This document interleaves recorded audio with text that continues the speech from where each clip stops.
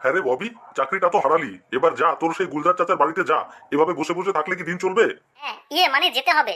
আজকে আমার এই অবস্থার জন্য একমাত্র ওই গুলজার চাচাই দায়ী।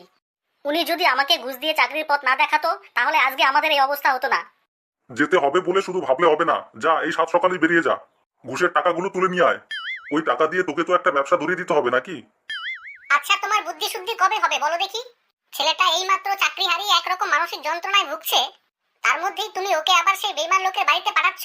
বলি, ওইখানে গিয়ে দুটো ভালো মন্দ কথা শুনলে ওর মনটা কি ভালো লাগবে? একবার ভেবে দেখেছো ছেলেটার মনের মধ্যে কেমন আগুন জ্বলছে? শোনো, আমি যা বলছি ভেবেই বলছি। ও যদি গুলজারের বাড়িতে গিয়ে ওর ঘুষের টাকাগুলো ফেরত পায় তাহলে ওর খারাপ লাগবে না, ভালোই লাগবে। সত্যি তোমাকে আমি যতই দেখছি ততই অবাক হচ্ছে। টাকা ছাড়া দেখছি তোমার মুখে আর কোনো কথাই নেই। সবকিছুতে তুমি শুধু টাকার অঙ্কটাই দেখলে। প্লিজ মা, তুমি আর কথা বাড়িও না তো। এসব আমার একদম ভালো লাগছে না। আমি এক্ষুনি গুলজার চাচার বাড়িতে যাচ্ছি।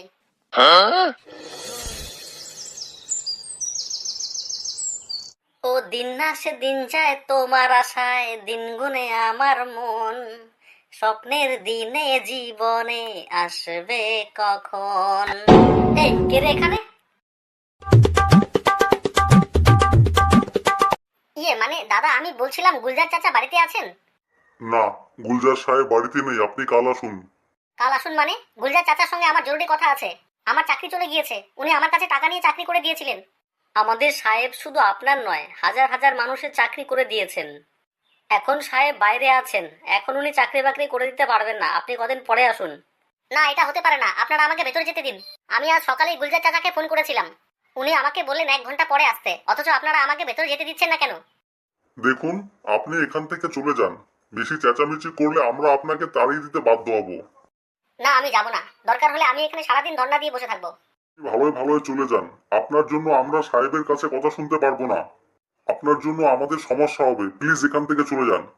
না, আমি যাব না। গুলজার চাচা, ও গুলজার চাচা, বেরিয়ে আসেন।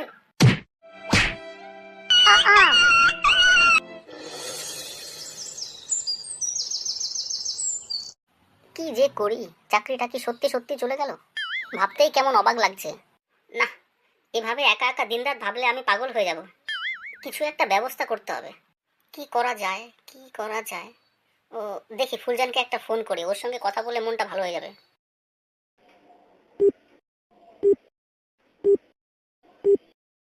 The number you are trying to call is currently not reachable. Please try again later. Fuljan ফোনটা তুলছে না কেন? হ্যাঁ ববি, বলো, ফোন করেছিলে কেন? মানে ফুলজান মনটা একটু খারাপ লাগছিল তো তাই ফোন করেছি। আমি কি তোমাকে ফোন করতে পারি না বলো? শুনলাম তোমার চাকরি নাকি আর নেই। হ্যাঁ ফুলজান, ঠিকই শুনেছো তুমি। আমার চাকরিটা চলে গিয়েছে ফুলজান, তাই আমার মন ভালো নেই। তাই ভাবলাম তোমার সঙ্গে একটু কথা বলে মনটা একটু হালকা করে নিই। হ্যাঁ, আমি তোমার মন ভালো করার জন্য বসে নেই, আমার অনেক কাজ আছে। আর শোনো, আমাকে যখন তখন আর ফোন করবে না, কারণ বাবা আমার জন্য একটা ব্যবসায়ী পাত্র রেখে বিয়ের ব্যবস্থা করেছে। এ এ এ কি ফুলজান, তুমি আমাকে ছেড়ে অন্য কাউকে বিয়ে করতে পারবে? কি করব বলো, যখন তোমার চাকরি ছিল তখন তোমাকে অনেক বলেও বিয়ের জন্য রাজি করাতে পারিনি। জানো ববি, তোমার সেই নিষ্ঠুর আচরণের কথা আমি এখনো ভুলিনি। আমার অনেক কষ্ট হয়েছিল। এখন তো বাবা আমার অন্য জায়গায় বিয়ে ঠিক করে দিয়েছে, তুমি প্লিজ আমাকে আর ফোন করিও না। তুমি এসব কি বলছো ফুলজান? আমি তোমাকে অনেক ভালোবাসি, তুমি এভাবে আমাকে বলতে পারো না ফুলজান।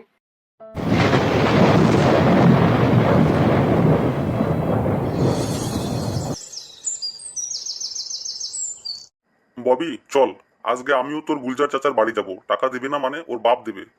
হ্যাঁ বাবু, বলছিলাম একটা কাজ করলে হয় না? আমরা যদি পুলিশে কেস ফাইল করে তারপর পুলিশকে নিয়ে গুলজার চাচার বাড়িতে যাই তাহলে কেমন হয়? না ববি, একদম না। এখন বুদ্ধি খাটিয়ে কাজ করতে হবে, মাথা ঠান্ডা রেখে। আমরা যদি পুলিশে নালিশ করতে যাই তাহলে পুলিশ আমাদেরকেই হাজতে পুরে দেবে। তুই চল আমার সঙ্গে, গুলজার চাচার বাড়ি থেকে টাকাগুলো কৌশলে তুলে আনতে হবে। ঠিক আছে বাবু, চলো।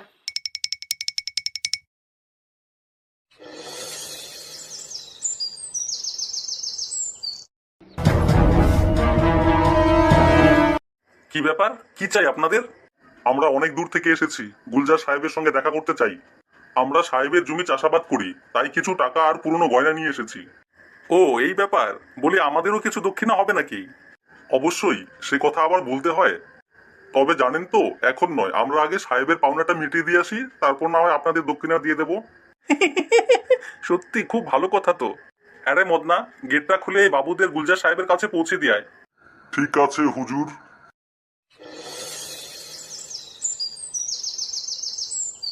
হ্যাঁ মদনা বল, কিছু বলার আছে?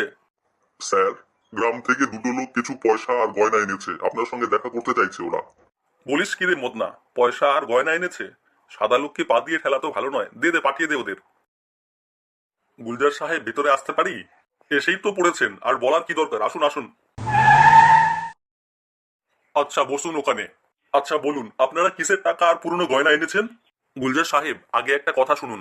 এই ববি হলো আমার ছেলে, যাকে আপনি 18 লক্ষ টাকার বিনিময়ে হাই স্কুলে চাকরি পাইয়ে দিয়েছিলেন। তা বটে, সমাজের জন্য এগুলো আমাদের করতে হয়। কিন্তু গুলজার সাহেব, এখন তো সেই চাকরিটা আর নেই। চাকরি নেই তো কি হয়েছে, আবার পাবে। টাকা দিন, পুনরায় চাকরির ব্যবস্থা করে দেব। কিন্তু চাচা, 18 লক্ষ টাকার বিনিময়ে আপনার দেওয়া চাকরি আর নেই।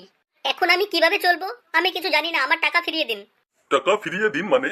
ও টাকা তুমি আর পাবে? ও তো মাটি হয়ে গেছে। শুনুন গুলজার সাহেব, টাকা মাটি হোক আর সোনা হোক আমাদের দেখা দরকার নেই। আপনার দেওয়া চাকরি যখন নেই তখন আমাদের টাকা ফিরিয়ে দিন। কেন, আপনার ছেলে তো চাকরি পেয়েছে নাকি? ও তো এমন তো নয় যে চাকরি পায়নি। আপনার ছেলেটা তো প্রায় 9 বছর চাকরি করেছে, এবং চাকরি করে 9 বছরে প্রায় 54 লাখ টাকার মতন ইনকাম করেছে। তাহলে হিসাব করুন, 18 লক্ষ ঘুষের টাকা বাদ দিলেও আপনাদের কাছে প্রায় 36 লক্ষ টাকা প্রফিট আছে। আমি দয়া করে ওর চাকরিটা করে দিয়েছিলাম বলেই তো আজকে 36 লক্ষ টাকার প্রফিট দেখতে পাচ্ছেন। না হলে তো 1 টাকাও লাভ হতো না, বলুন। কিন্তু চাচা, আমি তো আপনাকে 9 বছর চাকরি করার জন্য টাকা দিইনি। আমি তো সারা জীবন চাকরির জন্য আপনাকে টাকা দিয়েছিলাম। আবে হাদারাম, কোনো চাকরি কখনো সারা জীবনের জন্য হয় না। যেখানে মানুষের জীবনের কোনো নিশ্চয়তা নেই, সেখানে চাকরির নিশ্চয়তা তোমাকে কে দেবে? তুমি তো এমএ বিএড পাশ করা একজন যথেষ্ট শিক্ষিত ছেলে, তোমাকে এসব বোঝাতে হবে নাকি? এই যে আমাদেরই দেখো, আমরা পার্টি ফান্ডে এত টাকা ইনভেস্ট করি, তবু জনতা আমাদের 5 বছরের জন্য নির্বাচন করে। আর সেখানে তো তুমি দিব্যি 9 বছর চাকরি করলে। যাও যাও, বাড়ি যাও, যা গেছে তা গেছে, যা আছে এবার তা সামলাও। গুলজার সাহেব, ভালোই ভালোই আমাদের টাকাটা মিটিয়ে দিন, নইলে কিন্তু আমরা পুলিশে অভিযোগ জানাতে বাধ্য হব। পুলিশ? কোন থানায় অভিযোগ করবেন শুনি? যান, এক্ষুনি যান, অভিযোগ করে আসুন। আমার নামে কোনো থানায় অভিযোগ নেবে না, উল্টে আপনাদের বাপ ছেলেকেই জেলে ভরে দেবে। পুলিশ কি বলবে জানেন? ঘুষ দেওয়ার দণ্ডনীয় অপরাধ।